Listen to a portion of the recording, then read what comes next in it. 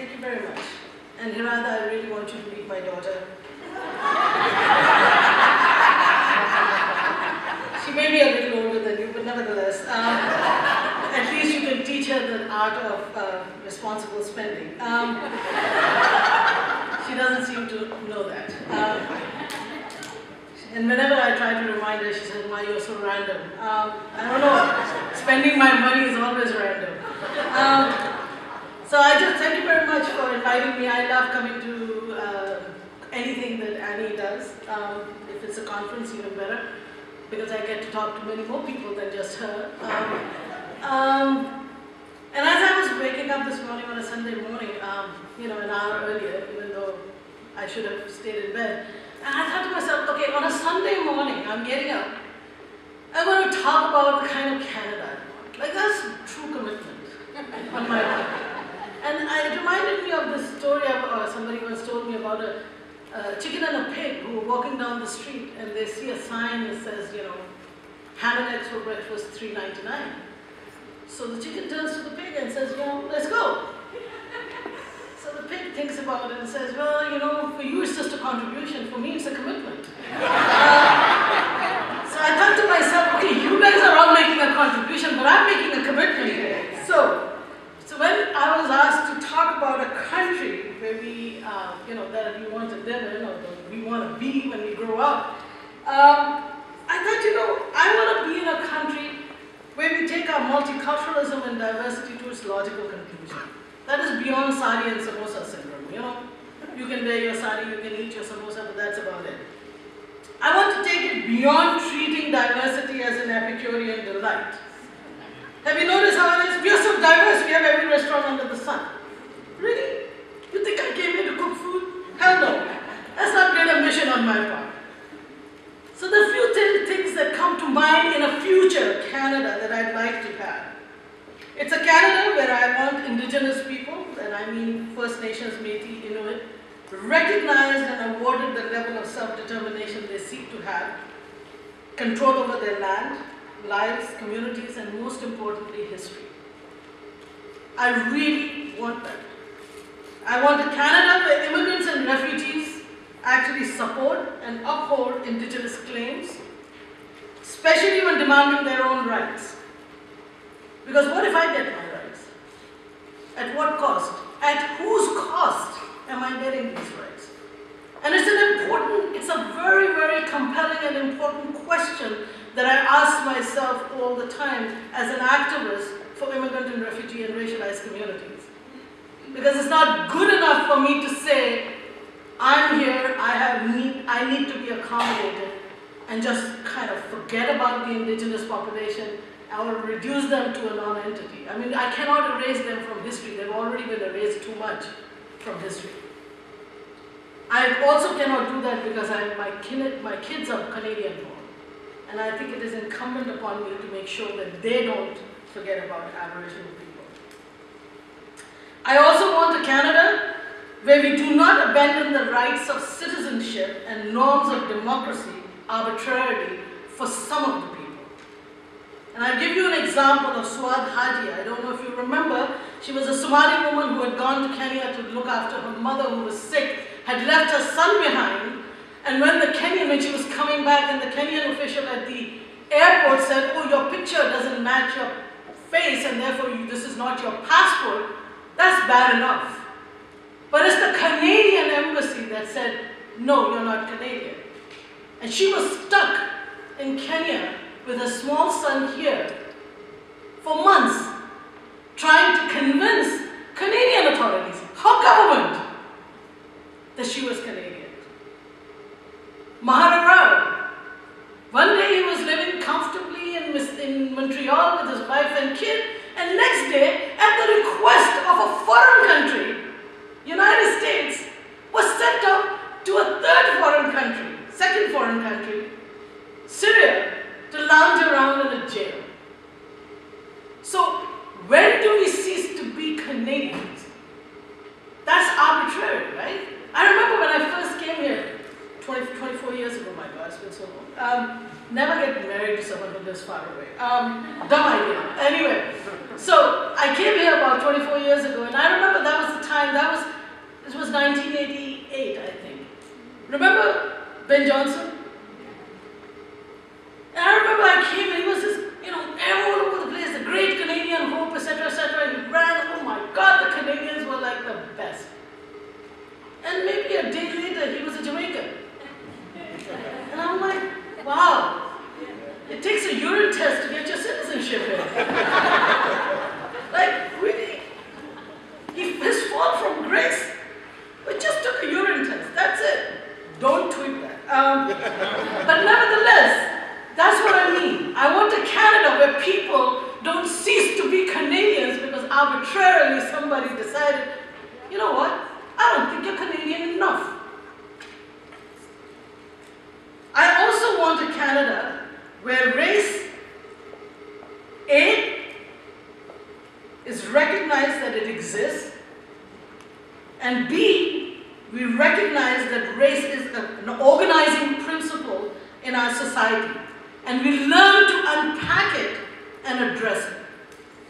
Where we acknowledge that if race exists, and it is an organizing principle, then it has a negative impact on some people's social, economic, and educational outcomes. So it's not just good enough to say, oh yeah, we have race issues. It's the next generation that's actually facing them. It's not an accident of history that certain racialized kids disproportionately have negative or low educational outcomes. They're not school dropouts, they're school push-outs. And I want Canada where we look at our education as a way to address issues of race and racialization and the marginality that it is constructing generationally. I also want a Canada where ethno-racial immigrants and refugees are seen as, and they themselves therefore see themselves, as repositories and producers of knowledge. And it is recognized as legitimate Canadian knowledge. I am tired of being that foreign, exotic little thing. Well, not so little, but nevertheless. There you go. You had a city. You are no longer that. You had a city. You had a house. Congratulations. Thank you. I have been working in the government. I'm very proud. Thank you. But I do want to reinforce that immigrants and refugees are not just victims, that they do produce knowledge. So I would love to see an education system where we stop treating immigrants and refugees, parents, as somebody we have to tell them about Canadian values, but we actually see them as producers of Canadian values. And we actually engage them in a meaningful manner as partners in education. So don't invite me into the school system to talk about arranged marriages. I don't have a degree in arranged marriages. I had an arranged marriage, I arranged it myself. I am not an expert on arranged marriages, I'm an expert on lots of things. So do not look at me as somebody who's constantly going to either oppress my daughter, which I would love to do, but she's completely out of hand, or do some other nefarious thing to my child, right? Like, I mean, we have other things on our mind that we can bring as producers of knowledge. And this would allow us to do something that no passport can do, which is to claim our citizenship as an entitlement. Because that's the Canada way I want, where immigrants and refugees actually claim their citizenship as a sense of entitlement. After all, I may have come 20 years ago, but South Asians have been in this country for, I don't know, 150 years. Chinese have been in this country for another 200 years. African Canadians have been in this country for generations. And of course, I won't even talk about the indigenous population. Last I heard, they own this place. So, let's not get carried away. Citizenship doesn't come because I showed up yesterday. What about all the people before me? At some point, we've got to acknowledge that these people have a right to claim that citizenship as part of their Canadian identity. And this leads me to the fact it has a profound impact on immigrant and refugees themselves. I want a Canada where when immigrants and refugees talk about their culture, it includes their Canadian history and identity, so that their Canadian-born children can get the affirmation that they deserve. A Canada where there is a false dichotomy between Canadian values as separate from immigrant family values, I would like to see that replaced by the acknowledgement of certain things. A, immigrants have a right to be Canadian, over and beyond getting a passport. That being Canadian and being ethno-racial is not contradictory. That Canadian-born immigrant refugee children have the right to claim their Canadianness as a legitimate cultural identity. The recognition, therefore, that the necessary cross-pollination of values that occurs in Canada when different cultures define cultural value between different cultures, that is Canadian value. Your Canadian value includes me and Hirad and everybody else almost as much as anybody else.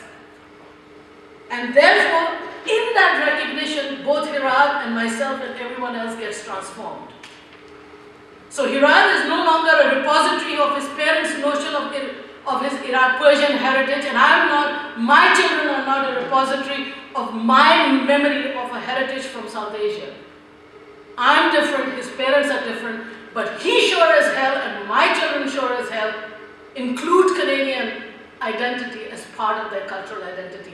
So as a parent, when I look at my child and I say, you're not being Canadian enough, or when the mainstream society says to my child, you are in Canada now, we recognize that that in itself is a racist and false and hegemonic discourse. It's creating a separation where none exists. The reality is, I have changed. Like Harun Siddiqui one time said, we want Somalis and all these immigrants to change. Well, you think my Somali friend was getting up in the morning on a December morning, putting on his boots, shoveling his, putting on his jacket, shoveling the snow and taking the subway? Hell no! He has changed. Right? So how come he doesn't think he has changed, and how come you don't think you've changed? We all change. Culture changes. And parents will need to recognize that, and as much as the mainstream society, because it's the separation that viciously reinforces each other's otherness. And I'd like to see a Canada where my kids can get up one morning and say, I'm a Canadian of Pakistani origin, but Canadian first. And that means being Pakistani too. That means being Muslim too. And it's not a contradiction. And me as a parent will have to acknowledge that, much to my dismay.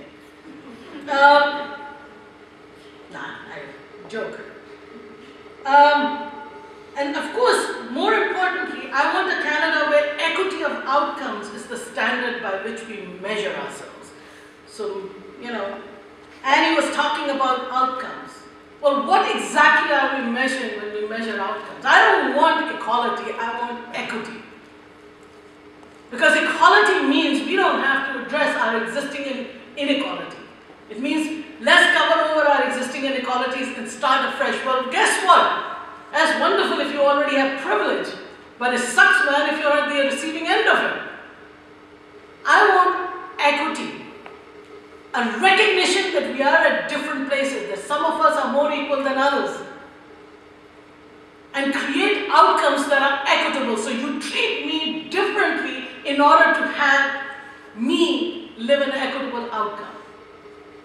That's what I'd like to see. And I'd like to end with a concept that I have learned from some of my colleagues in the United States. It's called targeted universalism. I would like Canada, and I would like public policy, I would like educational outcomes.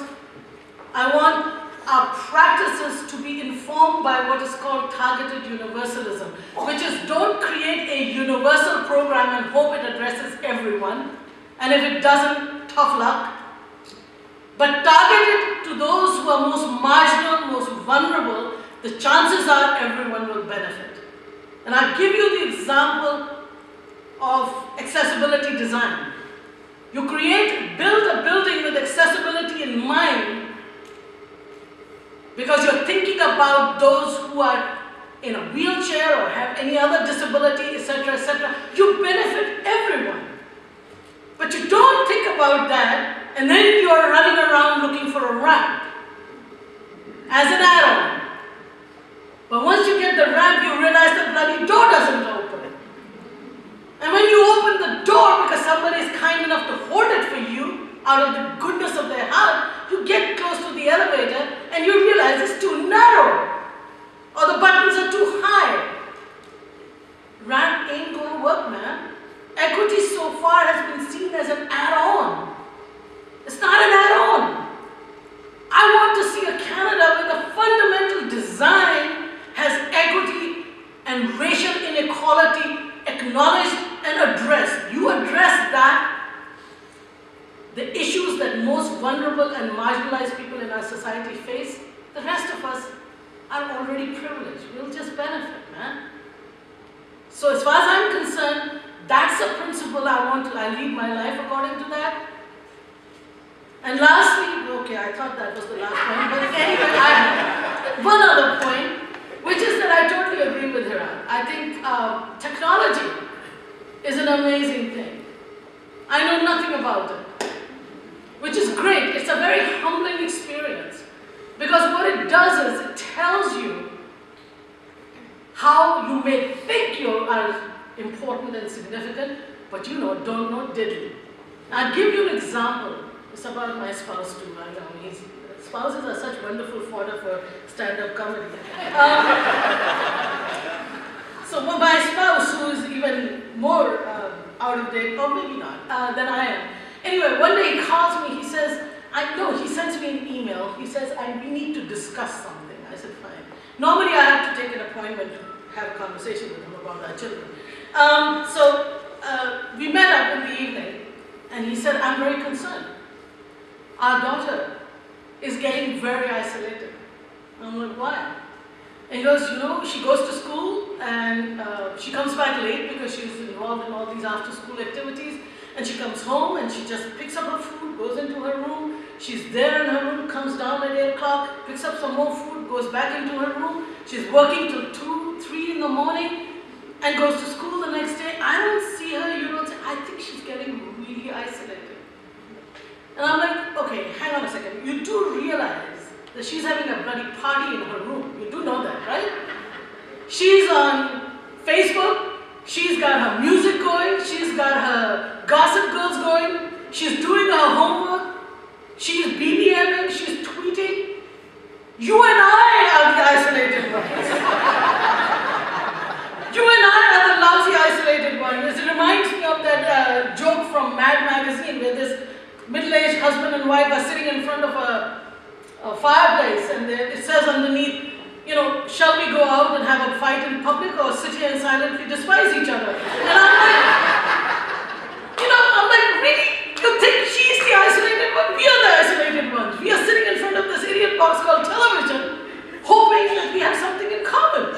Our child, in the meantime, is having a bloody ball in her room. World has changed. And what it does is it makes you humble. It makes you humble. You realize you don't know everything. That knowledge is not something that you know because that is your natural gift. Everyone has knowledge. Immigrants have knowledge, refugees have knowledge, kids have knowledge. So let's pull it all together. That's the kind of Canada. And when you've created it, wake me up.